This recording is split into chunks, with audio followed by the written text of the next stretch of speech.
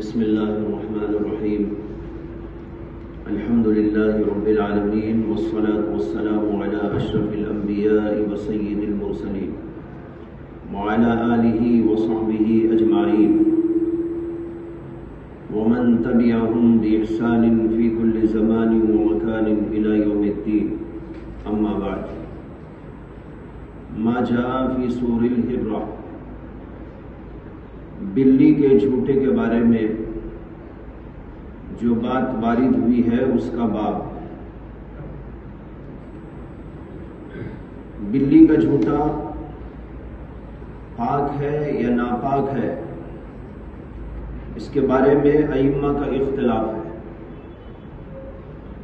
اور اس کے اندر 3 مسلک ہیں۔ پہلا مسلک جمہور علماء کرام کا ہے، جن میں امام مالک، امام شافعی اور امام احمد بھی ہیں، اور اسی طرح امام ابو یوسف رحمۃ اللہ علیہ بھی اسی کے قائل ہیں۔ یہ سب حضرات یہ کہتے ہیں کہ بلی کا جھوٹا بلا کراہت جائز ہے، پاک ہے۔ دوسرا مسلک اس سلسلے میں امام اعظم ابو حنیفہ اور امام محمد رحمۃ اللہ علیہ کا ہے۔ یہ حضرات کہتے ہیں کہ بلی کا جھوٹا مکروہ ہے، لیکن مکروہ سے مراد کیا ہے؟ مکروہ تحریمی ہے یا مکروہ تنزیہی؟ اس کے بارے میں امام اعظم ابو حنیفہ سے کوئی روایت نہیں۔ البتہ بعد کے ائمہ احناف میں سے امام طحاوی رحمۃ اللہ علیہ نے اس کو مکروہ تحریمی قرار دیا ہے، اور امام کرخی نے مکروہ تنزیہی قرار دیا ہے۔ مکروہ تحریمی لینے کا مطلب یہ ہے کہ اس کو وہ حرام کے قریب قریب جانتے ہیں، اور مکروہ تنزیہی کا مطلب یہ ہے کہ وہ حلال کے قریب قریب جانتے ہیں۔ تیسرا مسلک اس سلسلے میں امام اوزاعی رحمۃ اللہ علیہ کا ہے۔ امام اوزاعی کہتے ہیں کہ بلی کا جھوٹا بالکل ناپاک ہے۔ یہ ہے 3 مسلک، جمہور بلا کراہت جائز اور پاک کہتے ہیں، امام اعظم ابو حنیفہ اور امام محمد مکروہ کہتے ہیں، اور امام اوزاعی رحمۃ اللہ علیہ بالکل ناپاک قرار دیتے ہیں۔ دوسری بحث یہاں پر ہے دلائل کی۔ جمہور علماء کی دلیل حدیث باب ہے۔ حدیث باب آپ کے سامنے ہے کہ حمیدہ بنت عبید ابن رفاعہ روایت کرتی ہیں عن کبشہ بنت کعب ابن مالک، کبشہ بنت کعب ابن مالک سے، وَكَانَتْ عِنْدَ ابن ابی قتادہ، اور یہ کبشہ ابو قتادہ کے بیٹے کے پاس میں تھی، یعنی ان کی بیوی تھی۔ پرسوں میں نے عرض کیا تھا، ان کے پاس تھی کا مطلب یہ ہے کہ ان کے نکاح میں تھی۔ کس کے نکاح میں؟ حضرت ابو قتادہ رضی اللہ تعالی عنہ کے صاحبزادے ان کے بیٹے کے نکاح میں تھی، تو یہ حضرت ابو قتادہ کی بہو ہوتی ہے۔ ان سے یہ روایت ہے، وہ کہتی ہیں ان ابا قتادہ دخل علیہا، ایک بار حضرت ابو قتادہ یعنی ان کے خسر ان کے پاس تشریف لائے۔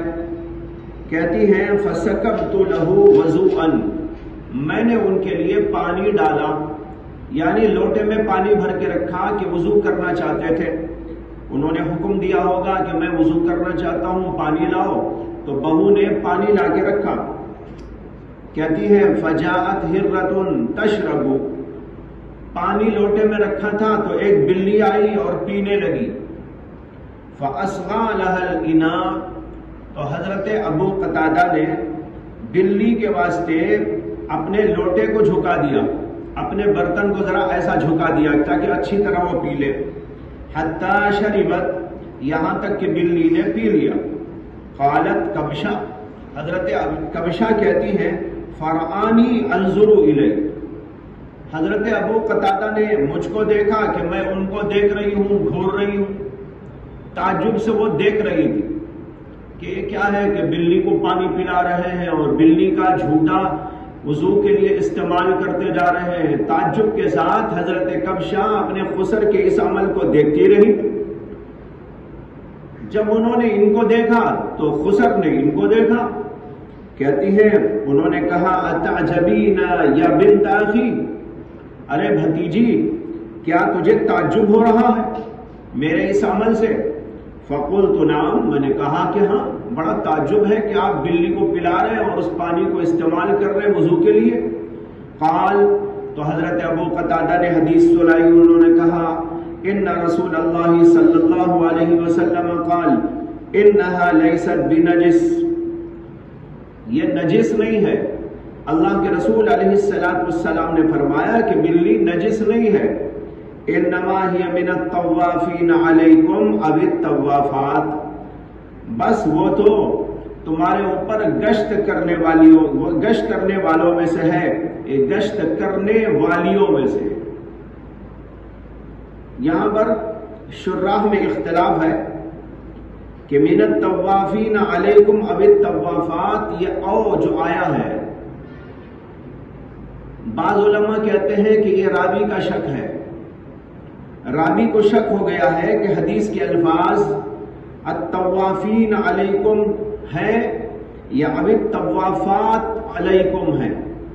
طوافین کہاں تھا اللہ کے رسول نے یا طوافات کہاں تھا، اس میں راوی کو شک ہو گیا، اس لیے شک کے ساتھ اس نے روایت کیا اور کہا یا من الطوافین علیکم اب الطوافات۔ کچھ اور شراح کی رائے یہ ہے کہ یہ اصل میں خود اللہ کے نبی علیہ السلام ہی کا جملہ ہے، شک کے لیے نہیں ہے بلکہ یہ تنویع کے لیے ہے۔ اللہ کے رسول یہ کہنا چاہتے ہیں یہ بلیاں ہیں تو طوافات ہیں، بلے ہیں تو طوافین ہیں، ہے نا؟ بلے بھی تو ہوتے ہیں، بلیاں بھی ہوتی ہیں، مذکر بھی ہوتے ہیں، مؤنث بھی ہوتے ہیں، اس لیے دونوں باتیں اللہ کے رسول نے فرمائی۔ یہ تمہارے اوپر طواف کرنے والوں میں سے ہیں، یہ اس وقت میں کہیں گے جبکہ بلے ہو، مذکر ہو۔ اب طوافات یا وہ گشت کرنے والیوں میں سے ہیں، یہ اس وقت میں کہا جائے گا جبکہ وہ بلیاں مراد لی جائیں۔ اب آنے والی یہ بلیاں یا تو بلیاں ہیں یا بلے ہیں، بلے ہیں تو طوافین ہیں، بلیاں ہیں تو طوافات ہیں، اس لیے بطور تنویع کے فرمایا گیا ہے، بطور تشکیک نہیں ہے۔ اس کے بعد اس حدیث سے استدلال یہ ہے جمہور علماء کا کہ اس حدیث میں صراحت کے ساتھ موجود ہے کہ اللہ کے رسول علیہ السلام نے فرمایا انہا لیست بنجس، کہ یہ بلیاں نجس نہیں۔ جب نجس نہیں، ناپاک نہیں، یہ منہ اگر ڈال دے تو اس کے اندر کوئی حرج کی بات نہیں ہے۔ یہ خود اللہ کے رسول نے جب فرما دیا ہے تو تعجب کی کیا بات ہے کہ میں اس پانی کو استعمال کر رہا ہوں جو پانی کے بلی نے پی لیا ہے اور اس کا جھوٹا ہے، اس کو اگر استعمال کیا جائے تو اس میں کوئی تعجب کی بات نہیں ہے۔ یہ حضرت ابو قتادہ رضی اللہ تعالی عنہ نے بیان فرمایا اپنی بہو کے سامنے، حضرت کبشہ کے سامنے۔ یہ پہلی حدیث ہے اس سلسلے میں۔ یہ حدیث جمہور علماء نے اس کی تصحیح کی ہے، بعض علماء نے اس کی تضعیف کی ہے۔ امام بخاری نے، امام دارقطنی نے، امام ترمذی نے، اسی طرح امام ابن خزیمہ نے، امام ابن حبان نے اور امام حاکم نے، یہ سب حضرات اس حدیث کو صحیح قرار دیتے ہیں، لیکن امام ابن مندہ کہتے ہیں کہ اس کے راویوں میں حمیدہ اور کبشہ نام کی جو راویاں ہیں یہ مجہول ہیں۔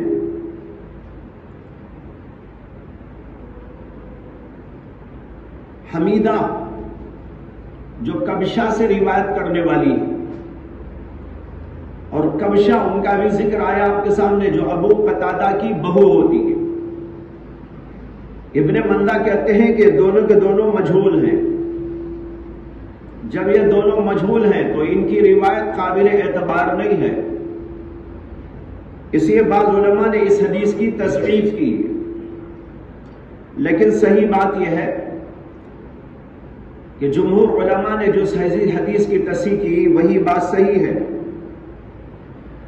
اس لیے کہ حمیدہ نامی راویہ، ان کو ابن حجر عسقلانی رحمۃ اللہ علیہ نے اپنی کتاب تقریب التہذیب کے اندر مقبول راویوں میں شمار کیا ہے۔ ان کا ذکر کرتے ہوئے انہوں نے لکھا ہے مقبولۃ، یہ راویہ مقبولہ ہیں۔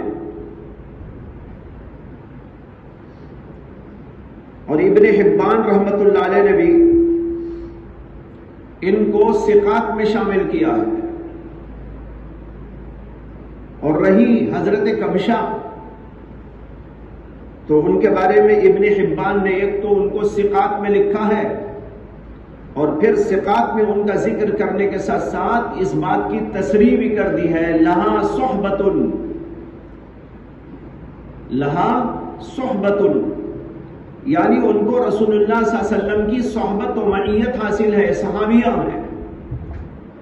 اسماء الرجال کی کتابوں میں ایسا لفظ استعمال کیا جاتا ہے، لہو صحبت، لہا صحبت، اس کا مطلب یہ ہے کہ وہ صحابی، تو ان کے بارے میں لکھتے ہیں لہا صحبت۔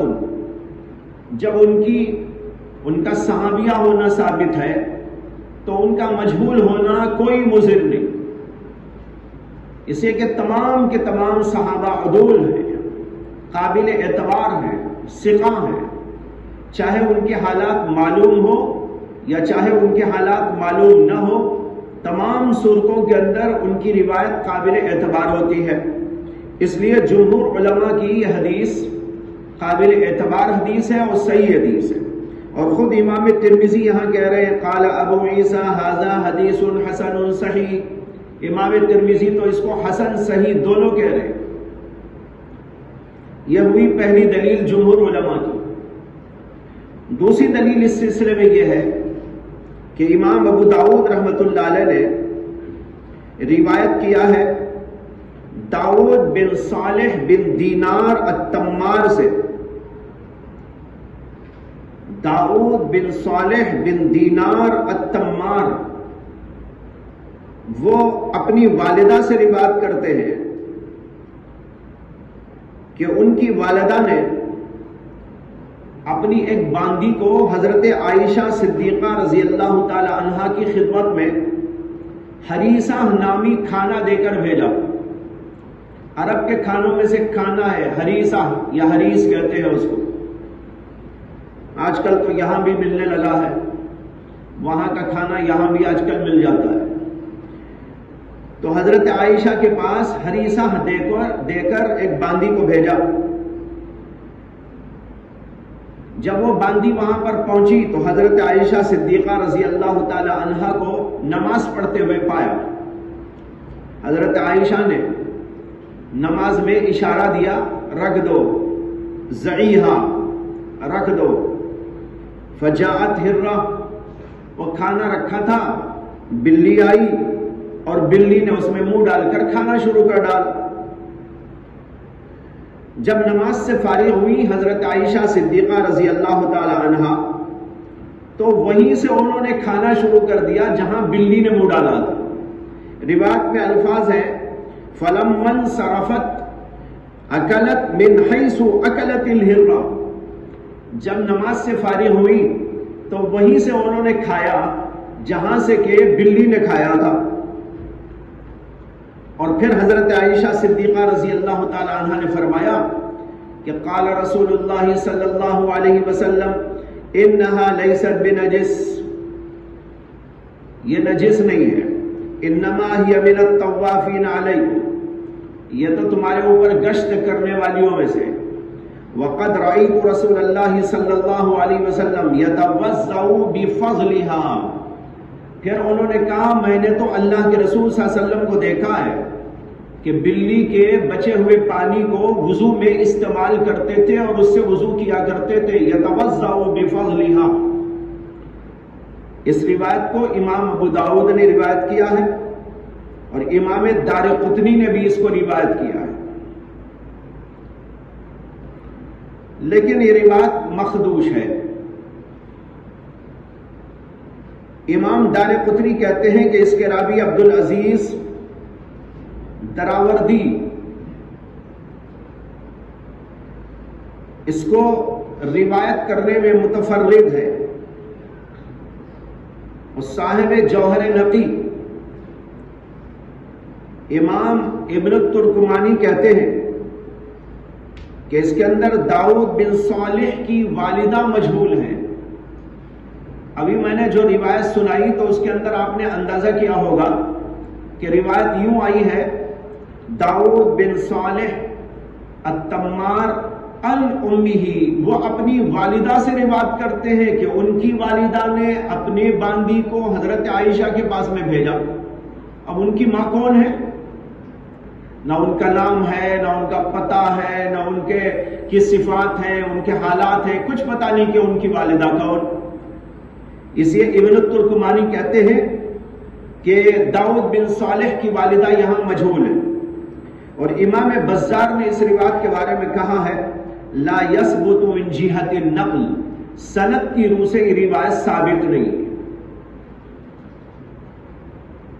یہ بات بذل المجہود کے حوالے سے میں نے ذکر کی ہے، جو امام خلیل احمد صاحب سہارنپوری رحمت اللہ علیہ کی ابو داؤد کی شرح ہے۔ تیسری روایت اس سلسلے میں جمہور کی طرف سے پیش کی گئی ہے، وہ جس کو امام ابن ماجہ اور امام دارقطنی اور امام عبد الرزاق اور طحاوی نے معانی الآثار میں اور مشکل الآثار میں روایت کیا۔ امام طحاوی کی ایک کتاب تو ہے شرح معانی الآثار جو آپ پڑھیں گے، اور ان کی ایک اور کتاب بھی ہے، اس کا نام ہے مشکل الآثار، بہت لمبی چوڑی کتاب ہے۔ دونوں کتابوں میں روایت طحاوی نے ذکر کی ہے۔ حضرت حارثہ روایت کرتے ہیں امرا سے، جو حضرت عائشہ کی شاگردہ ہے۔ وہ کہتی ہے کہ حضرت عائشہ رضی اللہ تعالی عنہا نے فرمایا كنت اتوضأ انا ورسول اللہ صلی اللہ علیہ وسلم من اناء واحد قد اصابت منه الهرة قبل ذلك كنت اتوضأ انا ورسول اللہ صلی اللہ علیہ وسلم من اناء واحد قد اصابت منه الهرة قبل ذلك، میں بھی اور اللہ کے رسول بھی اس برتن سے، ایک ہی برتن سے وضو کیا کرتے تھے جس برتن میں بلی نے اس سے پہلے منہ ڈال دیا ہوتا تھا۔ اس کے اندر بھی صراحت ہے کہ اس پانی کو اللہ کے رسول علیہ الصلوۃ والسلام اور حضرت عائشہ استعمال کیا کرتے تھے جس پانی میں بلی نے منہ ڈال دیا ہے، لیکن یہ روایت بھی ضعیف ہے، اس لیے کہ اس کے اندر جو راوی ہے حارثہ، اس سے مراد ہے حارثہ ابن ابی الرجال، یہ راوی ضعیف راوی، لیکن اوپر کی جو پہلی حدیث ہے وہ آپ کو بتائی گئی کہ وہ حدیث صحیح ہے۔ اس کے بعد دو روایتیں مزید ذکر کی گئی جن کو ہم نے کہا کہ یہ ضعیف ہے، لیکن ضعیف روایات صحیح روایات کے ساتھ میں جمع ہو جاتی ہیں تو صحیح کو اور تقویت دیتی ہے، لہذا اور زیادہ قوی ہو گئی۔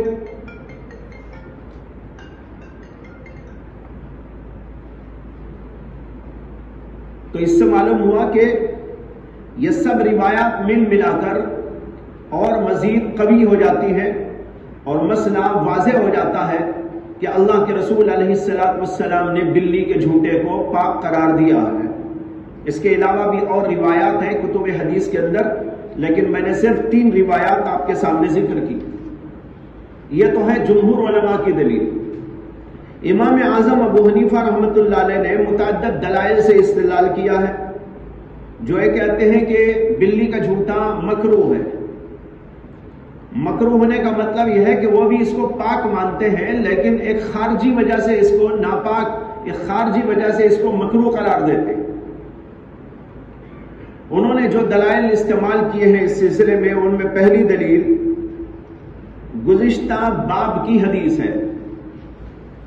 گزشتہ باب جو کتے کے جھوٹے کے بارے میں آیا، اس کے اندر حدیث آئی تھی حضرت ابو ہریرہ رضی اللہ تعالی عنہ سے۔ انہوں نے کہا کہ قال رسول اللہ صلی اللہ علیہ وسلم یغسل الاناء اذا بلغ فيه الكلب 7 مرات اولاهن او اخراهن بالتراب واذا بلغت فيه الهرة غسل مرة۔ کتا منہ ڈال کر پی لے، کتا منہ ڈال دے برتن میں 7 دفعہ دھو، پہلی یا آخری دفعہ مٹی سے بھی دھو، اور اگر بلی منہ ڈال دے تو 1 دفعہ دھو۔ 1 دفعہ دھونے کا اللہ کے رسول علیہ السلام نے اس کے اندر حکم دیا۔ امام ترمذی نے اس حدیث کے بارے میں کہا ھذا حدیث حسن صحیح، یہ حدیث حسن صحیح درجے کی ہے۔ البتہ انہوں نے آگے ایک بات کہی، انہوں نے کہا وقد روی ھذا الحدیث من غیر وجہ عن ابی ہریرہ عن النبی صلی اللہ علیہ وسلم نحو ھذا ولم یذکر فیہ اذا بلغت فیہ الہرۃ غسل مرۃ۔ یہ حدیث متعدد طرق سے مروی ہے حضرت ابو ہریرہ سے، لیکن دوسرے طرق کے اندر، ایک طرق میں تو یہ آیا جو آپ کے سامنے آ گیا، لیکن اور طرق کے اندر یہ لفظ نہیں ہے ولم یذکر فی، اس کے اندر یہ نہیں آیا اذا بلغت فیہ الہرہ۔ یہ اذا بلغت فیہ الہرہ کا جو جملہ ہے وہ دیگر روایات کے اندر نہیں آیا، لیکن اس سے کچھ فرق نہیں پڑتا۔ جب صحیح روایت موجود ہے تو دوسری روایتوں میں نہ آئے، لیکن جس روایت میں آ گیا وہ روایت صحیح درجے کی ہے، تو پھر اشکال کیا ہے؟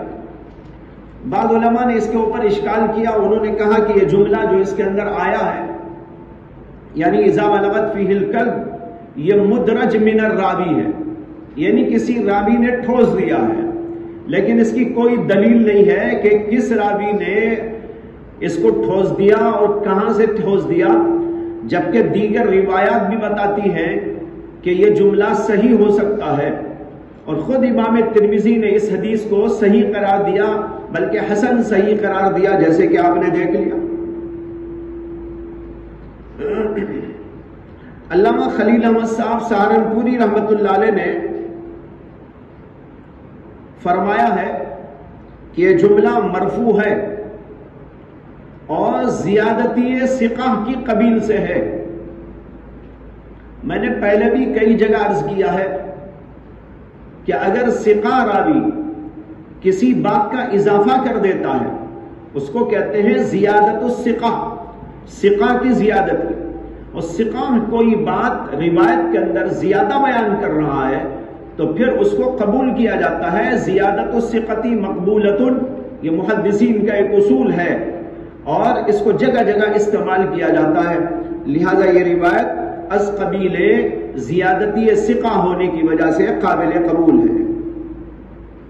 دوسری حدیث اس سلسلے میں امام طحاوی اور امام دارقطنی نے ابو عاصم سے روایت کیا۔ ابو عاصم نے قرہ بن خالد سے روایت کیا، اور قرہ بن خالد نے محمد بن سیرین رحمت اللہ علیہ سے روایت کیا، اور محمد بن سیرین نے حضرت ابو ہریرہ سے۔ حضرت ابو ہریرہ کہتے ہیں قال رسول اللہ صلی اللہ علیہ وسلم طہور الاناء اذا بلغ فیہ الکلب یغسل 7 مرات الاولی بالتراب والہر مرتا او مرتین۔ جو مسئلہ، جو بات ترمذی کی روایت میں ہے نا، ابھی آپ کو بتائی گئی، وہی بات اس کے اندر بھی ہے۔ حضرت ابو ہریرہ ہی اس کے بھی راوی ہیں، اور اس کو بھی محمد بن سیرین نے ان سے روایت کیا ہے۔ اس کے الفاظ ہیں طہور الاناء اذا بلغ فیہ الکلب یغسل 7 مرات الاولی بالتراب والہر، ہرہ کا ذکر آیا، اور ہرہ ہو منہ ڈالنے والی تو اس کو دھویا جائے گا مرتن او مرتین، 1 دفعہ یا 2 دفعہ۔ یہ 1 دفعہ فرمایا یا 2 دفعہ فرمایا، اس کے بارے میں قرہ بن خالد کو شک ہو گیا. قرہ یشک کو، اس میں قرہ یشک کو شک ہو گیا ہے کہ ایک دفعہ فرمایا تھا یا 2 دفعہ فرمایا تھا. بہرحال ایک دفعہ تو متعین ہے ہی، اور وہی ایک دفعہ والی بات ترمذی کی روایت میں آپ نے سن لی. یہ روایت مرفوعاً و موقوفاً علی ابی ہریرہ دونوں طرح مروی ہے. یعنی بعض طرق میں یہ مرفوعاً رسول اللہ صلی اللہ علیہ وسلم کے قول کے طور پر ذکر کیا گیا ہے، اور بعض طرق کے اندر اس کو حضرت ابو ہریرہ پر موقوف روایت کیا گیا ہے کہ ابو ہریرہ نے فرمایا. اور متعدد راویوں نے ابو عاصم کی طرح اس کو مرفوعاً روایت کیا ہے، جن میں عبد الوارث اور عبداللہ بن عون اور بعض اور حضرات ہیں. وہ اس کو مرفوعاً ابو عاصم کی طرح روایت کرتے ہیں، لہذا اس کو مرفوع بیان کرنے میں ابو عاصم متفرد نہیں ہوئے، تنہا وہی اس کو مرفوع نہیں بیان کر رہے، بلکہ اس کو عبد الوارث بھی روایت کر رہے ہیں، اور اسی طریقے پر عبداللہ بن عون بھی مرفوعاً روایت کر رہے ہیں. یہ بات میں نے اس لیے عرض کی کہ بعض علماء نے اس حدیث کو ضعیف قرار دیتے ہوئے یہ کہا ہے کہ مرفوعاً یہ ثابت نہیں. مرفوعاً اس لیے ثابت نہیں کہ ابو عاصم تنہا اس کو روایت کرتے ہیں مرفوعاً، جبکہ دوسرے حضرات اس کو موقوفاً روایت کرتے ہیں. ہم نے اس کا جواب دے دیا کہ نہیں، ابو عاصم تنہا نہیں ہے اس کے روایت کرنے میں مرفوعاً، بلکہ اس کو مرفوعاً روایت کرنے والے اور بھی 2 حضرات ہیں. تو لہذا معلوم ہوا کہ تنہا وہی نہیں ہے. جب 2-3 آدمی ایک ہی طرح روایت کر رہے ہیں تو پھر اس کے قبول کرنے میں کیا اشکال ہے؟ لہذا ہم کہتے ہیں کہ حدیث مرفوعاً بھی ثابت ہے اور موقوفاً بھی ثابت ہے. یہاں پر ایک اصول حدیث یاد رکھیے. بعض جگہ پر ایسا ہوتا ہے کہ ایک حدیث راوی بیان کرتے کرتے اس کو پہنچاتا ہے رسول اللہ صلی اللہ علیہ وسلم تک، اس کو حدیث مرفوع کہتے ہیں. اور وہی روایت بعض وقت کوئی راوی موقوفاً روایت کرتا ہے، یعنی صحابی پہ جا کے ٹھہر جاتا ہے، صحابی نے کہا. تو ایک ہی حدیث مرفوعاً بھی آتی ہے، موقوفاً بھی آتی ہے. اگر ایسا ہو تو پھر کیا اصول ہے اس سلسلے میں؟ اس کے بارے میں امام نووی رحمۃ اللہ علیہ نے شرح مسلم کے مقدمے میں، جو آپ کے پاس موجود ہے اس کو اٹھا کے پڑھ لیجئے. شرح مسلم کا جو مقدمہ ہے امام نووی کا بڑا شاندار ہے. اصول حدیث بہت سارے اس کے اندر موجود ہیں. اس کے اندر صاف طور پر انہوں نے لکھا ہے کہ اگر کچھ راوی ایک روایت کو مرفوعاً روایت کرتے ہو اور دوسرے حضرات اس کو موقوفاً روایت کرتے ہو، تو صحیح وہ مسلک جس کے اوپر جمہور محدثین ہے، محققین ہے، وہ یہ ہے کہ مرفوع کو ترجیح دی جائے. سمجھ میں آیا؟ جب مرفوعاً و موقوفاً دونوں طرح روایت مذکور ہو، منقول ہو، تو وہ صحیح بات، وہ صحیح مذہب جس کے اوپر جمہور محدثین و محققین ہیں، وہ یہ ہے کہ ترجیح دی جائے گی مرفوع روایت. اور دونوں کو مان لے کہ بھئی یہ حدیث موقوفاً بھی آئی ہے، مرفوعاً بھی آئی. کبھی ایسا ہوتا ہے کہ راوی مثلا حضرت ابو ہریرہ، انہوں نے رسول اللہ صلی اللہ علیہ وسلم سے ایک بات سنی، انہوں نے اس کو ذکر کیا اور کہا قال رسول اللہ صلی اللہ علیہ وسلم. اس کے بعد کسی نے ان سے پوچھا مسئلہ، انہوں نے مسئلہ بتاتے ہوئے وہی بات بغیر حضور کے حوالے کا ذکر کر دی، حوالہ نہیں ذکر کیا، قال رسول اللہ نے کہا، بلکہ جو مسئلہ تھا وہ بیان کر دیا. مثلا یوں کہہ دیا یغسل الاناء اذا ولغ فیہ الکلب 7 مرات، اب ابو ہریرہ بیان کر رہے ہیں، لیکن ابو ہریرہ کو یہ پتہ کہاں سے چلا؟ حدیث رسول سے۔ تو کبھی انہوں نے حدیث رسول سنی تھی اور اس کو انہوں نے مرفوعاً بیان کیا، اور کبھی کسی نے کچھ پوچھا یا کوئی ضرورت سے انہوں نے وہ خود مسئلہ بیان کر دیا، تو دونوں طرح بات صحیح ہے۔ جو سنا تھا اس کو انہوں نے اپنا قول بنایا، جو سنا تھا اسی کو اپنے عمل میں لایا، اس لیے وہ روایت موقوفاً بھی آتی ہے، مرفوعاً بھی آتی ہے۔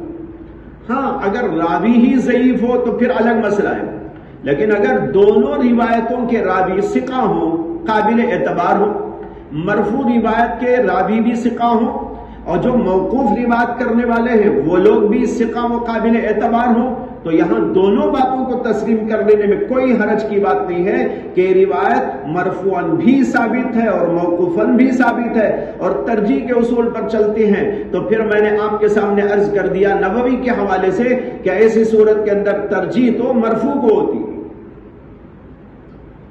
یہ ہوئی دوسری روایت۔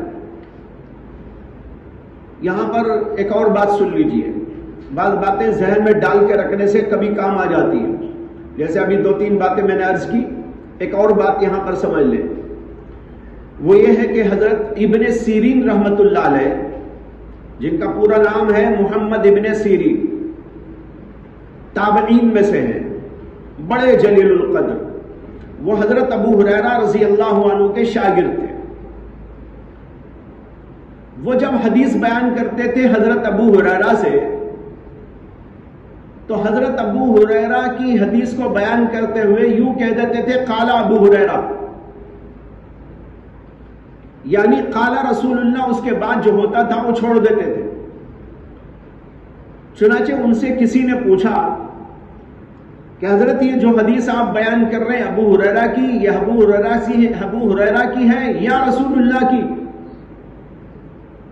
یہ پوچھا ان سے، تو انہوں نے کہا کہ کل حدیث عن ابی ہریرہ عن النبی صلی اللہ علیہ وسلم، ہر حدیث جو میں ابو ہریرہ سے بیان کرتا ہوں وہ اصل میں حضور کی حدیث ہوتی ہے۔ یہ بات نقل کی ہے امام طحاوی رحمت اللہ علیہ نے شرح معانی الآثار کے اندر، جہاں پر اس حدیث کا ذکر ہے جو ابھی آپ کے سامنے زیر بحث آئی، اسی جگہ پر امام طحاوی نے یہ جملہ ذکر کیا ہے کہ امام ابن سیرین رحمت اللہ علیہ سے پوچھا گیا تو انہوں نے جواب دیا کل حدیث عن ابی ہریرہ عن النبی صلی اللہ علیہ وسلم، جو حدیث بھی میں بیان کرتا ہوں ابو ہریرہ سے وہ دراصل رسول اللہ صلی اللہ علیہ وسلم سے ہوا کرتی ہے۔ یہ ہوئی دوسری دلیل امام اعظم ابو حنیفہ کی، اسے کہ ان دونوں روایات میں آپ دیکھ رہے کہ اللہ کے رسول علیہ السلام نے بلی کے جھوٹے سے بھی ایک دفعہ برتن کو دھونے کا حکم دیا ہے۔ ایک دلیل امام اعظم ابو حنیفہ رحمت اللہ علیہ کی یہ ہے کہ خود حضرت ابو ہریرہ رضی اللہ عنہ سے مروی ہے ان کا قول یغسل الاناء من الہر کما یغسل من الکلب، یغسل الاناء من الہر کما یغسل من الکلب، بلی کے جھوٹے سے بھی برتن کو اسی طرح دھویا جائے گا جس طریقے پر کہ کتے کے برتن کو دھویا جاتا ہے۔ بہت صاف الفاظ میں حضرت سیدنا ابو ہریرہ رضی اللہ عنہ نے بیان فرمایا، اور امام حضرت عبداللہ بن عمر رضی اللہ عنہ سے مروی ہے، انہوں نے کہا لا تتوضؤوا من سور الحمار ولا الكلب ولا السنور، لا تتوضؤوا من سور الحمار ولا الكلب ولا السنور، گدھے کے جھوٹے سے، کتے کے جھوٹے سے اور بلی کے جھوٹے سے وضو نہ کیا کرو۔ یہ دونوں روایات طحاوی کے اندر موجود ہیں۔ ان سب روایات کو سامنے رکھتے ہوئے امام اعظم ابو حنیفہ رحمت اللہ علیہ کہتے ہیں کہ بلی میں اصل یہ ہے کہ وہ ناپاک ہے، اسے کہ وہ تو حرام جانور ہے نا، حرام جانوروں کو جھوٹا ناپاک ہوتا ہے اصولاً، وہ بھی حرام جانور ہے، لہذا اس کا جھوٹا بھی ناپاک ہے. لیکن اللہ کے رسول علیہ الصلوۃ والسلام نے ایک وجہ سے اس کو یہ کہا لیست بنجس، لیست بنجسہ. وہ کیا وجہ ہے؟ آپ نے کہا انما ہی من الطوافین علیکم بالطوافات، یہ تمہارے گھروں کے اندر گشت لگانے والی ہے، آتی جاتی رہتی ہے، کہاں تک تم بچ سکو گے؟ جب یہ تمہارے گھروں میں آتی جاتی اور منہ ڈالتی رہتی ہے تو بچنا تو ناممکن ہے، اور جب بچنا ناممکن تو اس کے اندر تخفیف کر دی گئی کہ اصل اعتبار سے دیکھیں تو یہ چونکہ حرام جانور ہے اور حرام جانور کا جھوٹا ناپاک ہوتا ہے، یہ بھی حرام ہونا چاہیے تھا، لیکن گھروں میں گشت لگانے والی ہے اور آنے جانے والی ہے اور اس سے بچنا ممکن نہیں ہے، اس لیے یہ کہہ دیا گیا کہ یہ نجس نہیں. لیکن یہ کہا کہ ایک دفعہ دھو لو. یہ دونوں باتوں کو ملانے سے اتنی بات سمجھ میں آتی ہے کہ یہ علل اطلاق نجس بھی نہیں ہے اور علل اطلاق پاک بھی نہیں ہے، بلکہ معاملہ بین بین ہے. اسے امام صاحب نے بین بین حکم بیان کیا کہ یہ مکروہ ہے. پھر مکروہ میں مکروہ تحریمی کا قول بھی ہے جیسے کہ طحاوی نے اختیار کیا، اور مکروہ تنزیہی کا قول بھی ہے جیسے کہ کرخی نے اختیار کیا، لیکن جمہور علماء احناف نے کرخی کے قول کو ترجیح دی. چنانچہ صاحب در مختار اور اسی طرح علامہ شامی نے اصح اس کو قرار دیا ہے کہ یہ بلی کا جھوٹا مکروہ تنزیہی ہے، مکروہ تحریمی. جب یہ مکروہ تنزیہی ہے تو پاک والی روایات میں اور اس میں کوئی اختلاف بھی نہیں رہا، اس لیے کہ تنزیہ جو ہوتی ہے وہ پاک کے قریب ہوتی ہے. جیسے کہ میں نے پہلے بھی کہا تحریم جو ہوتی ہے وہ حرمت کے قریب ہوتی ہے اور تنزیہ جو ہوتی ہے وہ حلال ہونے کے قریب ہوتی ہے. تو لہذا معلوم ہوا کہ امام اعظم نے دونوں روایات کو جمع کر دیا. انہوں نے کہا کہ یہ نجس تو نہیں ہے ایسی نجس جیسے کہ اور جانور، لیکن اس کے اندر تھوڑی بہت ہے اصل اعتبار سے نجاست، لہذا دونوں کو جمع کرتے ہوئے انہوں نے کہا کہ اس کے اندر کراہت ہے. کراہت ہونے کا مطلب یہ ہے کہ اگر اس سے وضو کیا جائے گا تو وضو ہو جائے گا، مال کراہت وضو ہو جائے گا، لیکن بچے تو اچھا ہے. مثال کے طور پر ایک پانی موجود ہے جس کے اندر بلی نے منہ ڈال دیا، گھر کے اندر ماشاءاللہ اور پانی موجود ہے، تو اب یہاں بہتر یہ ہے کہ اس پانی کو استعمال نہ کیا جائے بلکہ وہ پانی استعمال کیا جائے جو دوسرا موجود ہے. اور اگر پانی مثال کے طور پر ہے ہی نہیں، وہی پانی موجود ہے جس میں بلی نے منہ ڈال دیا، تو اب یہاں مجبوری ہے، اس مجبوری میں اس سے وضو کر لے گا تو وضو ہو جائے گا، اس لیے کہ یہ پاک ہے مع الکراہت. یہ ہے امام اعظم ابو حنیفہ رحمۃ اللہ علیہ کا مسئلہ. اس میں تیسرا مسلک ہے امام اوزاعی رحمۃ اللہ علیہ کا. امام اوزاعی کہتے ہیں کہ یہ بالکل ناپاک ہے، اور انہوں نے ایک حدیث سے استدلال کیا ہے جس کو امام احمد بن حنبل نے، ابن ابی شیبہ نے اور اسحاق بن راہوی نے حضرت ابو ہریرہ رضی اللہ عنہ سے روایت کی. اس کے اندر ایک قصہ آیا ہے کہ اللہ کے رسول علیہ الصلوۃ والسلام مدینے میں انصاریوں کے محلے میں ایک گھر میں تشریف لے جایا کرتے تھے، اور اس کے قریب ایک اور گھر بھی تھا، وہاں پر تشریف نہیں لے جاتے تھے. یہ بات ان گھر والوں کو بڑی شاخ گزری کہ اللہ کے رسول ہمارے محلے میں تشریف لاتے ہیں اور فلاں صحابی کے مکان میں تشریف لے جاتے ہیں، ہمارا گھر تو ان کے بالکل بازو ہی ہے، لیکن ہمارے گھر کیوں تشریف نہیں لاتے؟ ان حضرات کو یہ بات بڑی شاخ گزری. جب یہ بات اللہ کے نبی علیہ الصلوۃ والسلام کی خدمت میں آئی اور انہوں نے عرض کیا کہ یا رسول اللہ تاتی دار فلاں ولا تاتی دارنا، اے اللہ کے رسول آپ فلاں گھر کو تو تشریف لاتے ہیں لیکن ہمارے گھر تشریف نہیں لاتے. تو اللہ کے رسول علیہ الصلوۃ والسلام نے فرمایا لِأَنَّ فِي دَارِكُمْ كَلْبًا، ارے بھائی تمہارے گھر میں تو کتا ہے، جس گھر میں کتا ہوتا ہے وہاں میں نہیں آتا. انہوں نے عرض کیا کہ یا رسول اللہ ان فی دارنا سنورن، ہمارے گھر میں تو بلی ہے، کتا نہیں ہے، ہمارے گھر میں تو کتا نہیں ہے، بلی ہے۔ فقال علیہ الصلوۃ والسلام السنور سبع، یہ لفظ آیا ہے السنور سبع، یعنی بلی ایک درندہ ہے۔ اب بلی درندہ ہے تو میں وہاں کیسے آؤں؟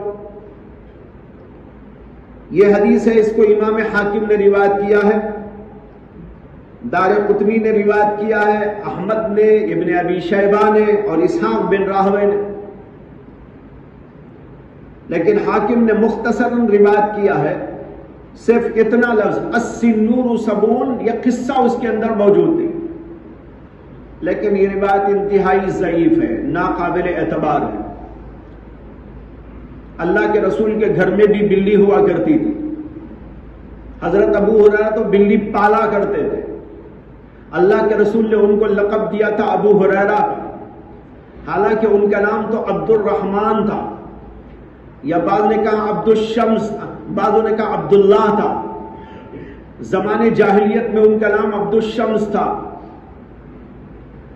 تو ان کا نام عبد الرحمن، لیکن اس کے باوجود ان کو ساری دنیا ابو ہریرہ کے نام سے یاد کرتی ہے، اس لیے کہ اللہ کے رسول علیہ الصلوۃ والسلام نے ان کو ابو ہریرہ کا لقب دیا تھا، اس لیے کہ ان کے پاس بلی ہمیشہ ہوا کرتی تھی، وہ جہاں بھی جاتے آتے اپنے ساتھ بلی کو رکھتے تھے، اپنی آستین کے اندر ایسا دبائے ہوئے جا رہے ہیں آ رہے ہیں۔ اللہ کے رسول نے دیکھا اور پوچھا کیا ہے تمہارے پاس؟ انہوں نے کہا کہ یہ ہرہ ہے۔ آپ نے کہا انت ابو ہریرہ، پھر تو تم بلی کے باپ ہو۔ چنانچہ لقب اتنا پسند آیا کہ انہوں نے اسی کو اپنا نام بنا لیا اور ساری دنیا آج اسی کے نام سے ان کو جانتی ہے، یہاں تک کہ خود اسی زمانے میں ان کا نام اتنا مستور اور پوشیدہ ہو گیا کہ بعد میں محدثین کو اس سلسلے میں بڑی پریشانی پیش آئی کہ ابو ہریرہ کا اصل نام کیا ہے، اور اس کے اندر کئی قول ہیں، 10-15 قول ہیں، بعض قول اوپر بھی آپ نے ایک جگہ پر پڑھ لیے تھے، بعض نے کہا کہ ان کا نام عبد الرحمن ہے، بعض نے کہا ان کا نام عبداللہ ہے، بعضوں نے کہا ان کا نام عبد الشمس ہے، بعضوں نے کچھ کہا، بعضوں نے کچھ کہا، تو ان کا نام ہی مستور ہو گیا۔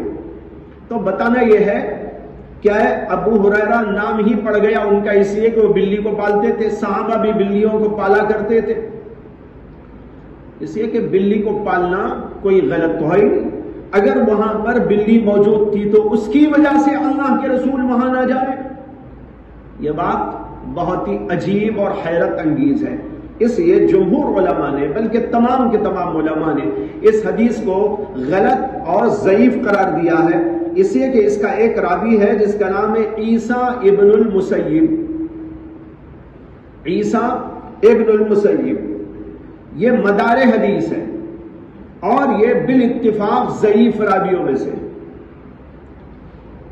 اور جیسے کہ میں نے دیگر دلائل آپ کے سامنے پیش کیے کہ بلی کو پالنا کوئی ناجائز بھی نہیں ہے، بلی کو پالنا کوئی عیب کی بات بھی نہیں ہے، بلکہ حضور کے گھر میں بھی بلی ہوا کرتی تھی، اور اللہ کے رسول صلی اللہ علیہ وسلم کے صحابہ بھی بلیاں پالا کرتے تھے، اور اللہ کے رسول علیہ السلام نے کبھی اس کے اوپر کوئی روک ٹوک نہ کی، معلوم ہوا کہ یہ حدیث صحیح نہیں ہے۔ یہ ہوئی بحث اس باب کی۔ اس میں امام ترمذی کا آگے کلام سن لیجئے، وفی البابی عن عائشہ و ابی ہریرہ قال ابو عیسیٰ ھذا حدیث حسن صحیح وهو قول اکثر العلماء من اصحاب النبی صلی اللہ علیہ وسلم والتابعین ومن بعدهم مثل الشافعی و احمد و اسحاق لم یرو بسور الحرۃ باسا، یہی اکثر علماء کا قول ہے، حضرات صحابہ میں سے بھی اور ان کے بعد والے تابعین وغیرہ لوگوں میں سے، جیسے امام شافعی، امام احمد، امام اسحاق، یہ سب حضرات بلی کے جھوٹے میں کوئی حرج نہیں خیال کرتے۔ وَهَذَا أَحْسَنُ شَيْءٍ رُوِيَ فِي هَذَا الْبَابِ وَقَدْ جَوَّدَ مَالِكٌ هَذَا الْحَدِيث عن اسحاق بن عبد اللہ ابن ابی طلحہ ولم یأت به احد اتم من ذلك۔ امام مالک نے اس حدیث کو اسحاق بن عبداللہ ابن ابی طلحہ کے حوالے سے بہت ہی واضح اور صاف طریقے پر، ٹھیک طریقے پر بیان کیا ہے، اور دوسرے لوگوں نے اتنے اچھے طریقے پر اس کو بیان نہیں کیا۔ یہ ہوا سورہ ہرہ کا باب۔ اب اگلا باب پڑھ لیجیے۔ بسم اللہ الرحمن الرحیم۔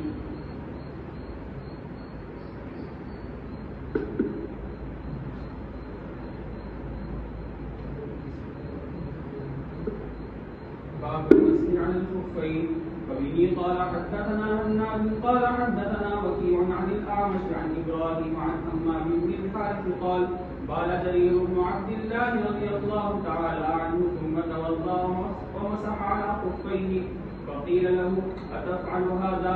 قال وما يمنعني وقد رأيت رسول الله صلى الله عليه وسلم يفعله.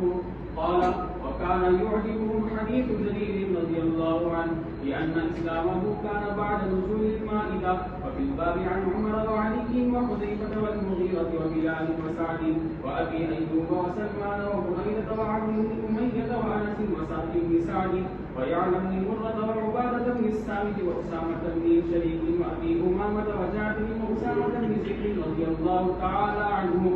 قال أبو عيسى حديث جرير حديث حسن صحيح.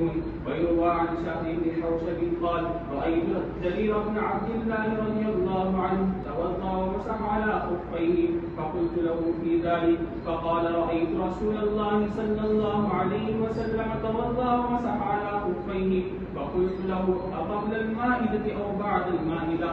فقال ما أسلمت إلا بعد المائدة. وبه قال حدثنا بذلك قتيبة قال حدثنا خالد بن زياد الترمذي عن مقاتل بن حيان عن شهر بن حوشب عن جرير رضي الله تعالى عنه. فقال وروى بقية عن إبراهيم بن أدهم عن مقاتل بن حيان عن شهر بن حوشب عن جرير رضي الله تعالى عنه. وهذا حديث مفسر لأن بعد من أنكر المسح على الخفين تأول أن مسح النبي صلى الله عليه وسلم على الخفين كان قبل نزول المائدة. وذكر جرير في حديثه أنه رأى النبي صلى الله عليه وسلم مسح على الخفين بعد نزول المائدة.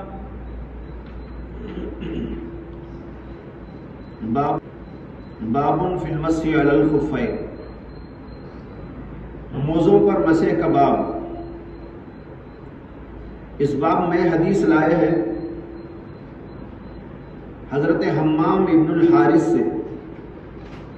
وہ کہتے ہیں بالا جریر بن عبداللہ ثم توضأ ومسح علی خفین، حضرت جریر بن عبداللہ رضی اللہ عنہ نے پیشاب کیا، پھر اس کے بعد وضو کیا اور خفین پر مسح کیا۔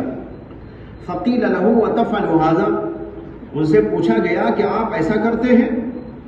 قال، تو انہوں نے کہا وما یمنعنی وقد رأیت رسول اللہ صلی اللہ علیہ وسلم یفعلہ، کون سی چیز مجھے اس سے مانع ہوگی جبکہ میں نے اللہ کے رسول علیہ السلام کو ایسا کرتا ہوا دیکھا ہے۔ یعنی موزوں پر مسح کرنے پر کچھ لوگوں کو تعجب ہوا، تو انہوں نے کہا کہ آپ ایسا کرتے ہیں کہ موزوں پر مسح کرتے ہیں، پیروں کو دھوتے نہیں ہیں؟ تو انہوں نے کہا مجھے کیا بات اس سے مانع ہوگی جبکہ میں نے خود اللہ کے رسول علیہ السلام کو ایسا کرتا ہوا دیکھا ہے۔ اس کے راوی ہیں ابراہیم، وہ کہتے ہیں وَكَانَ يُعْجِبُهُمْ حَدِيثُ جَرِيرٍ، حضرات علماء کو، حضرات محدثین و فقہا کو حضرت جریر کی حدیث بہت پسند تھی۔ وَكَانَ يُعْجِبُهُمْ حَدِيثُ جَرِيرٍ، ان کو ہم کی ضمیر علماء، محدثین، فقہا سب کی طرف جا رہی ہے۔ محدثین و فقہا کو یہ حدیث بہت اچھی لگتی تھی، لِأَنَّ إِسْلَامَهُ كَانَ بَعْدَ نُزُولِ الْمَائِدَةِ، کیونکہ حضرت جریر کا اسلام لانا نزول مائدہ کے بعد میں ہوا ہے۔ یہ ہے حدیث۔ اس حدیث کا مفہوم کیا ہے؟ بات دراصل یہ ہے کہ بعض لوگ یہ کہتے تھے کہ موزوں پر مسح اللہ کے رسول نے اس وقت میں کیا ہے جبکہ سورہ مائدہ کی وہ آیت نازل نہیں ہوئی تھی جس کے اندر پیروں کے دھونے کا حکم آیا، یا یہ کہ پیروں کے مسح کا حکم آیا ہے۔ خاص طور پر شیعہ لوگ یہ کہتے تھے، شیعہ کا مسلک میں نے پہلے بھی عرض کیا ہے، وہ یہ کہتے ہیں کہ پیروں کو دھونا نہیں چاہیے بلکہ پیروں پر ڈائریکٹ مسح کرنا چاہیے۔ قرآن کریم کی جو آیت ہے یا ایھا الذین آمنوا اذا قمتم الى الصلاة فاغسلوا وجوہکم وایدیکم الى المرافق وامسحوا برؤوسکم وارجلکم الى الکعبین۔ یہاں آپ نے سن لیا ہے پہلے کہ وارجلکم ایک قرأت ہے اور دوسری قرأت وارجلکم کی بھی ہے۔ اگر یہاں ارجلکم پڑھیں تو یہ عطف ہوگا اس سے ماقبل رؤوس پر، اور رؤوس مسح کے ماتحت میں داخل ہے۔ وَامْسَحُوا بِرُؤُوسِكُمْ وَامْسَحُوا بِأَرْجُلِكُمْ، یہ معنی ہو جائے گا۔ شیعہ اسی کو لے کر کہتے ہیں کہ مسح پیروں پر کرنا ہے، پیروں کو دھونا نہیں، اور اسی لیے وہ لوگ مسح علی الخفین کے قائل نہیں ہیں، وہ کہتے ہیں مسح کو ڈائریکٹ پیروں پہ کرنا ہے۔ وہ لوگ یہ کہتے تھے کہ یہ اللہ کے رسول علیہ السلام سے مسح علی الخفین والی جو حدیثیں آئی ہیں وہ حدیثیں اس آیت کے نزول سے پہلے کی ہیں، آیت کے نزول کے بعد کی نہیں ہے۔ یہ اپنے مسلک کو تقویت دینے کے لیے تعویل کرتے تھے، حالانکہ یہ بات غلط تھی اور تمام صحابہ کے بلکہ پوری امت کے خلاف تھی۔ پوری امت کا اجماع ہے اس بات پر کہ اللہ کے رسول علیہ السلام موزوں پر مسح کرتے تھے اور بعد بھی مسح کرتے تھے، لیکن کوئی ایک ایسی حدیث چاہیے تھی جو صاف طریقے پر یہ بتا دے کہ اللہ کے رسول علیہ السلام نے موزوں پر مسح اس آیت کے نزول کے بعد بھی کیا ہے، تاکہ شیعہ کا منہ بند ہو جائے۔ سمجھ میں آ رہی نا بات؟ شیعہ کا منہ بند ہو جائے، اس کے لیے کوئی ایک ایسی حدیث چاہیے تھی جو صراحت کے ساتھ یہ بتا دے کہ اللہ کے رسول علیہ السلام نے موزوں پر مسح اس وقت بھی کیا ہے جبکہ یہ آیت نازل ہو چکی تھی۔ ان کو یہ حدیث مل گئی تو بڑی پسند آئی، انہوں نے کہا ارے بھائی کتنا اچھا ہوا، یہ ہے اس کا مطلب کان یوجبہم حدیث جدید۔ سمجھ میں آیا؟ یوجبہم، ورنہ آپ کہیں گے اچھا پورے ذخیرے میں ایک ہی حدیث پسند آئی، کہیں ایسا تو نہیں جیسے کہ کہتے ہیں کہ ایک آدمی کو پوچھا گیا کہ بھائی قرآن میں کیا یاد ہے، تو اس نے کہا کلو واشربو اچھا یاد ہے، اسے کچھ یاد نہیں رہا، کلو واشربو یاد آ گیا۔ تو خیر ایسا نہیں ہے، یہ ایک مقصد کے تحت میں ہے، اس کی تشریح وہی ہے جو میں نے آپ کے سامنے عرض کر دی۔ اس کے لیے حضرت ابراہیم کہتے ہیں کان یوجبہم حدیث جریر، یہ حضرت جریر کی حدیث محدثین کو فقہاء کو اس لیے پسند آ گئی اور اس لیے اچھی لگی کہ یہ ایک فیصل حدیث ہے، صاف طور پر بتانے والی ہے، ان کے اور ہمارے جھگڑے کو ختم کرنے والی ہے، اگر وہ اس کو مان لے تو بات ساری کے ساری حل ہو جاتی ہے۔ یہ ہے اس حدیث کا مطلب۔ اس کے بعد میں ہے وفی البابی عن عمر وعلی وحذیفہ والمغیرہ وبلال وسعد وابی ایوب وسلمان وبریدہ وعمر بن امیہ وانس وسہل بن سعد ویعلى بن مرہ وعبادہ بن الصامت واسامہ بن شریک وابی امامہ وجابر واسامہ بن زید وابن عبادہ ویقال ابن عمارہ وابی ابن عمارہ۔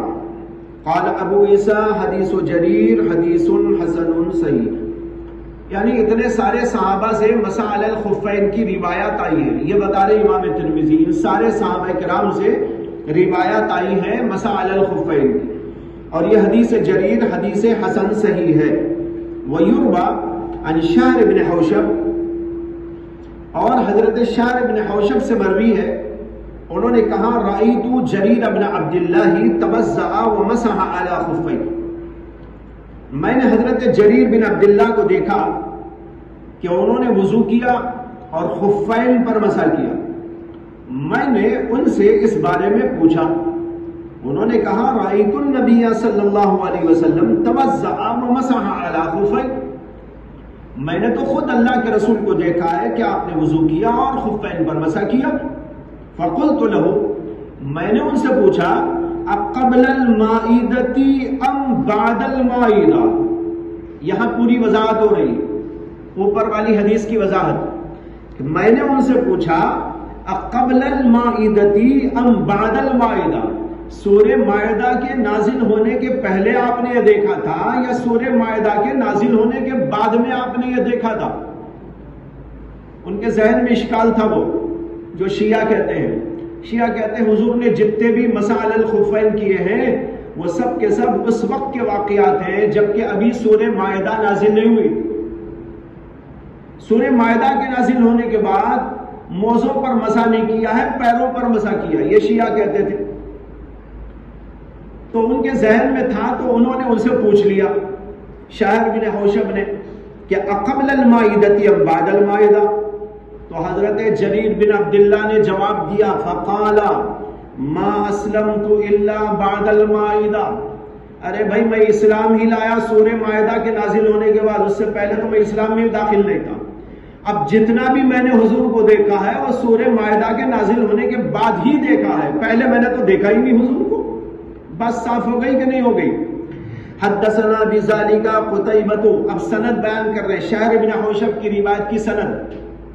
شاعر ابن حوشب پر ایک جگہ کلام ہو چکا ہے اس حدیث کے ضمن میں جہاں آیا تھا الاذنان من الراس، الاذنان من الراس کے تحت اس لیے کہ وہ روایت بھی شاعر ابن حوشب سے ہے، وہاں بتایا تھا کہ ان پر بعض لوگوں نے کلام کر کے ان کو ضعیف قرار دیا ہے، لیکن یہ روات حسان میں سے ہے۔ کہتے ہیں حدثنا بذالک قتیبۃ قال حدثنا خالد بن زیاد الترمذی عن مقاتل بن حیان عن شہر بن حوشب عن جریر، یہ پوری حدیث کی سند ہو گئی۔ قال وروا بقیۃ عن ابراہیم بن ادہم عن مقاتل بن حیان عن شہر بن حوشب عن جریر، اور بقیہ نے بھی اس کو روایت کیا ہے ابراہیم بن ادہم سے، اور ابراہیم بن ادہم نے مقاتل ابن حیان سے، اور انہوں نے شہر ابن حوشب سے۔ وہذا حدیث مفسر یا مفسر، دونوں طرح پڑھ سکتے ہیں اس کو۔ وہذا حدیث مفسر، یہ حدیث مفصل ہے، مفسر مانے مفصل ہے، تفصیل کے ساتھ میں آ گئی، تفسیر کے ساتھ میں آ گئی۔ اوپر والی حدیث میں ذرا ابہام ہے، اسے کہ وہاں سمجھ میں نہیں آ رہا، اس لیے مجھے آپ کو تشریح کرنی پڑی تھی، لیکن یہ حدیث تو بالکل واضح طور پر سامنے آ گئی۔ اس کو مفسر پڑھ سکتے ہیں یا مفسر پڑھے تو بھی درست ہے، یعنی یہ حدیث پہلی حدیث کی تشریح کرنے والی ہے۔ پہلی حدیث میں جو ابہام تھا وہ ابہام اس حدیث نے بالکل دور کر دیا کہ کیا مقصد ہے، کیا مطلب ہے۔ کہتے ہیں لِأَنَّ بَعْضَ مَنْ أَنْكَرَ الْمَسْحَ عَلَى الْخُفَّيْنِ، اس لیے کہ بعض ان لوگوں نے جنہوں نے مسح علی الخفین کا انکار کیا، بعض جو لوگ مسح علی الخفین کے منکر ہیں انہوں نے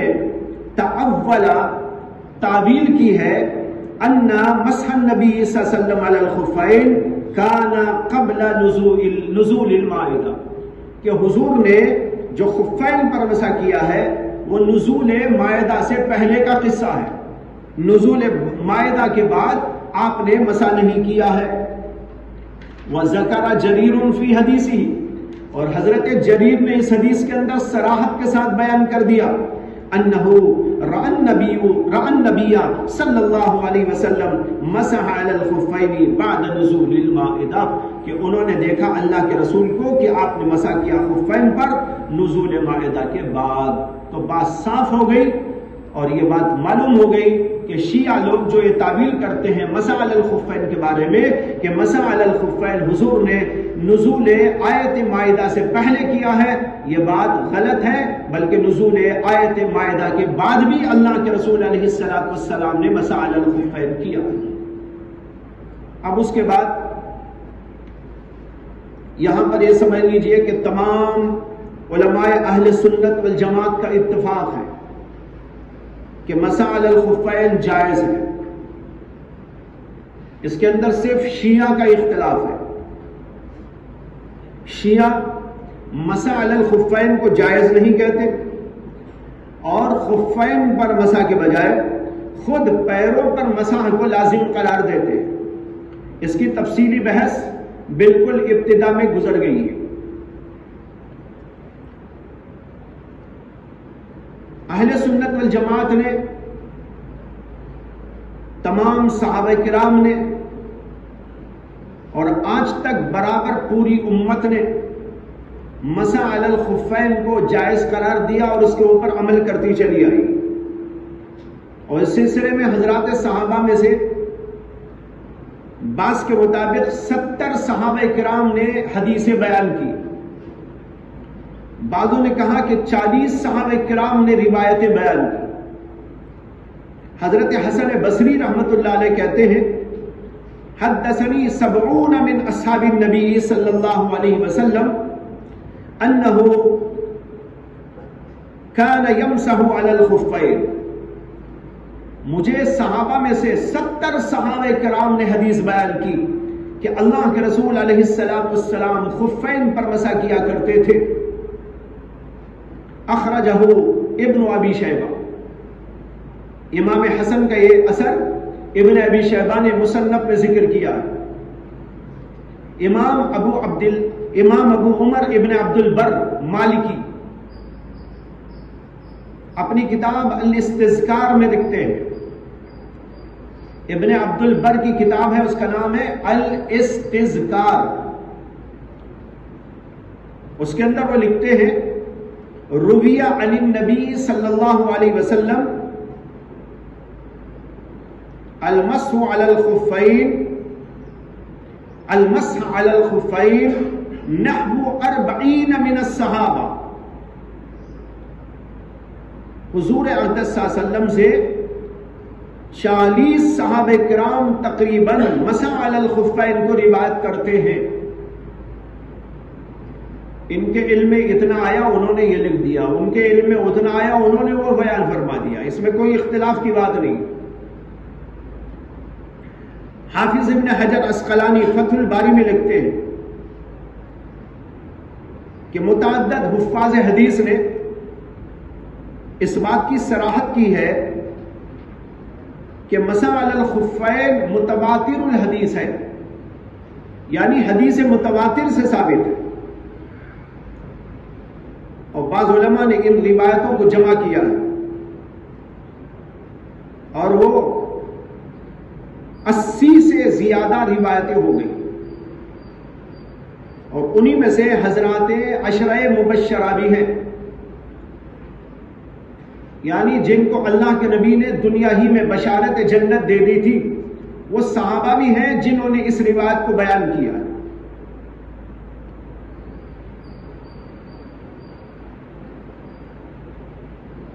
علامہ زینئی نے نصب الرایہ فی تخریج احادیث الہدایہ میں ان روایات کی بڑی مفصل تخریج کر دی ہے، کئی صفحات کے اندر، جس کو دیکھنے کا شوق ہو اس کے اندر اٹھا کے دیکھیں۔ اسی طرح علامہ عینی نے البنایہ فی شرح الہدایہ میں اور اپنی کتاب عمدۃ القاری شرح بخاری میں ان روایات کی تخریج مفصلاً کر دی۔ ان سب روایات کے پیش نظر علماء کہتے ہیں کہ مسح علی الخفین کی حدیث متواتر ہے اور اس کو ماننا لازم و ضروری، جو اس کو نہ مانے وہ بدعتی ہے اور گمراہ ہے۔ یہاں تک کہ امام کرخی رحمت اللہ علیہ نے کہا اخاف الکفر علی من لا یری المسح علی الخفین، جو مسح علی الخفین کا اقرار نہ کرے، اس کو نہ مانے، مجھے تو اس کے اوپر اندیشہ کفر ہے۔ اخاف الکفر، اخاف الکفر علی من لا یری المسح علی الخفین،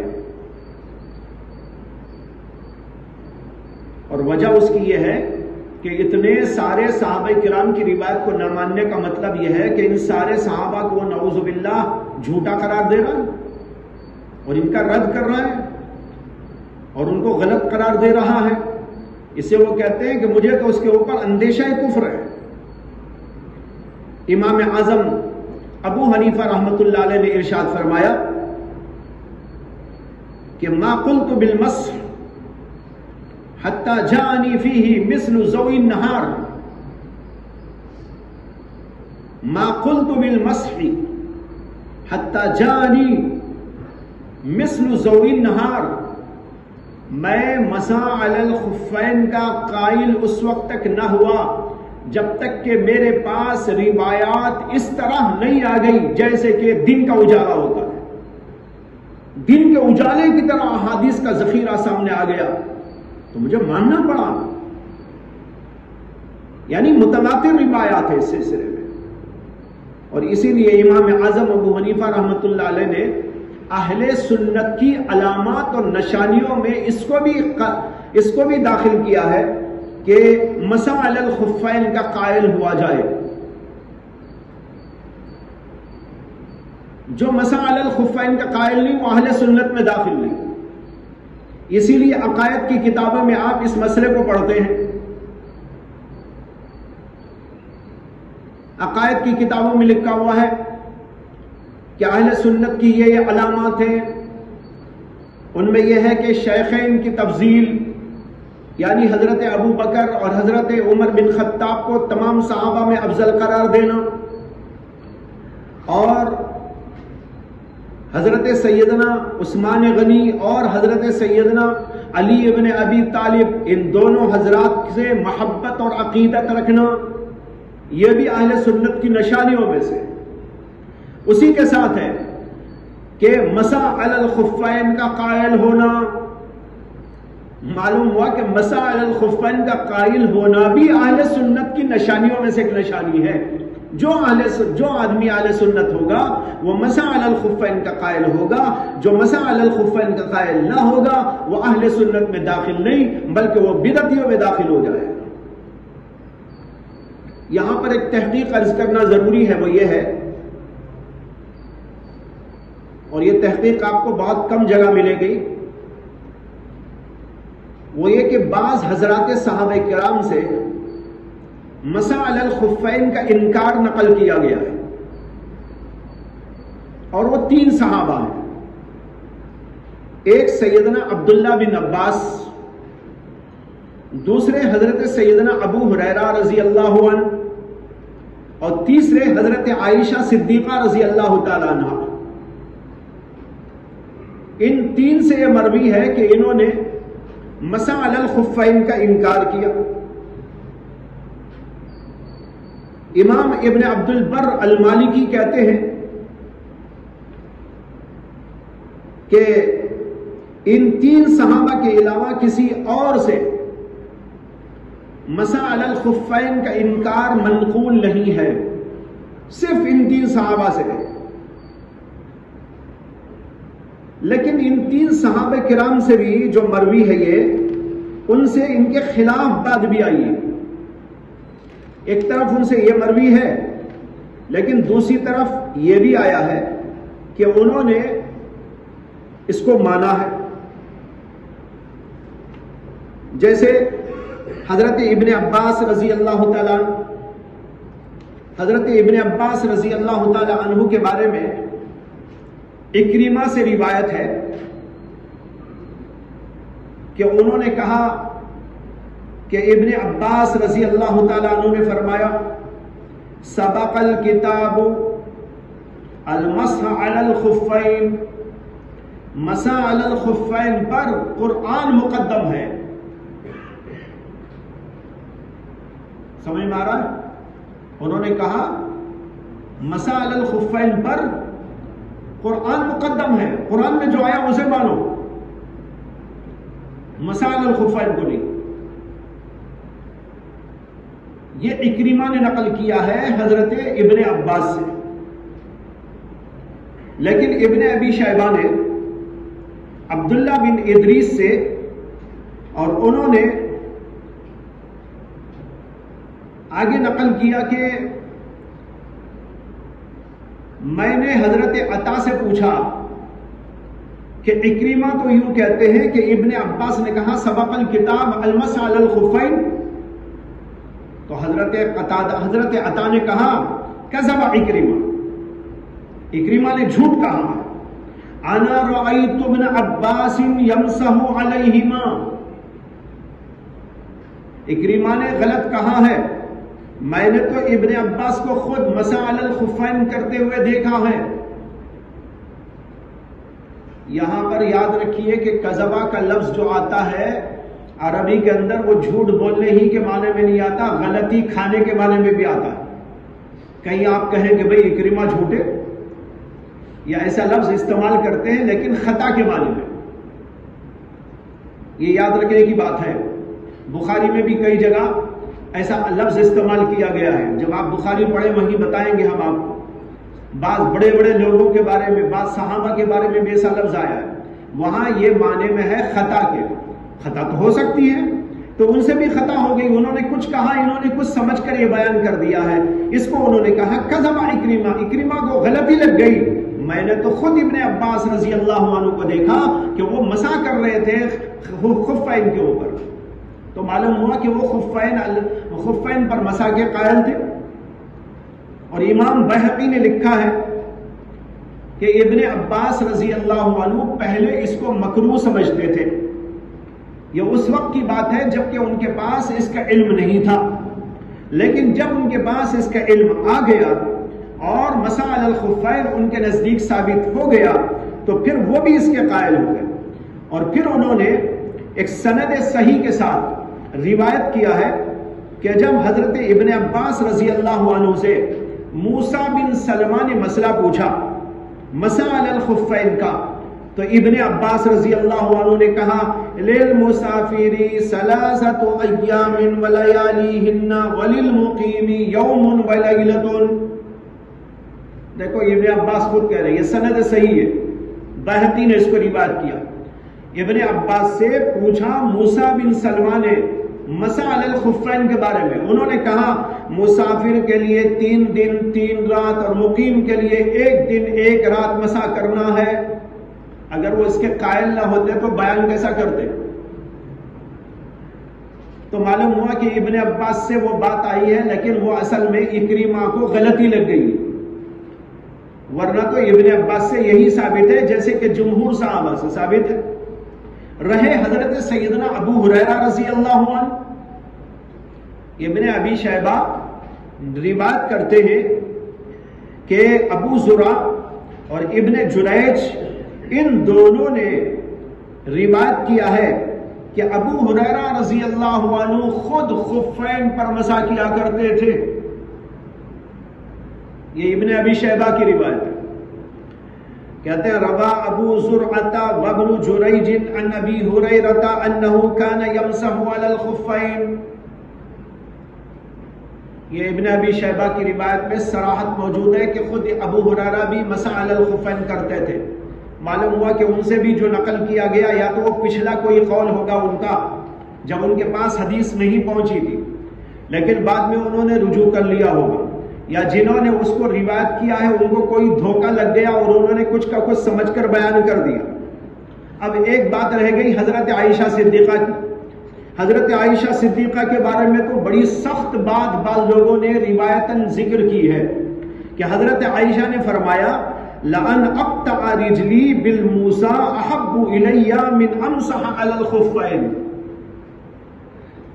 لَأَنْ أَقْتَعَ رِجْلِي بِالْمُوسَى أَحَبُّ إِلَيَّ مِنْ أَنْ أَمْسَحَ عَلَى الْخُفَّيْنِ، یعنی میں اپنے پیروں کو موسیٰ سے کاٹ لوں۔ موسیٰ کسے کہتے ہیں؟ ہاں، اس طرح سے کاٹ لوں، یہ بات مجھے اچھی لگتی ہے اس سے کہ میں مسح علی الخفین کروں، مسح علی الخفین کرنے کے وجہ پیر ہی کاٹ لوں، یہ اچھا ہے۔ اتنی سخت بات ان سے نقل کی گئی، اور اسی قول اسی روایت کی بنیاد پر شیعہ لوگ اس سے استدلال کرتے ہوئے کہتے ہیں حضرت عائشہ صدیقہ نے تو اس کا انکار کیا ہے۔ ایک طرف شیعہ حضرت عائشہ صدیقہ کے قائل ہی نہیں، ان کے اوپر تو تہمت بازی کرتے ہیں اور ان کو گالیاں دیتے ہیں اور ان سے تبرہ بازی کرتے ہیں، اور جب ان کے موافق کوئی بات آ رہی ہے تو اس کو لینے میں بھی پرہیز نہیں کرتے، اس کو یہاں پر لے رہے۔ لیکن حقیقت یہ ہے کہ روایت باطل ہے اور بے اثر ہے۔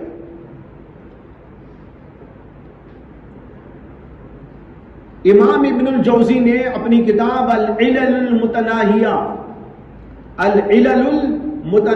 میں اس کو موضوعات کے اندر داخل کیا ہے، اور ابن حبان نے اس کے راوی محمد بن مہاجر البغدادی کے بارے میں لکھا ہے، کان یزع الحدیث،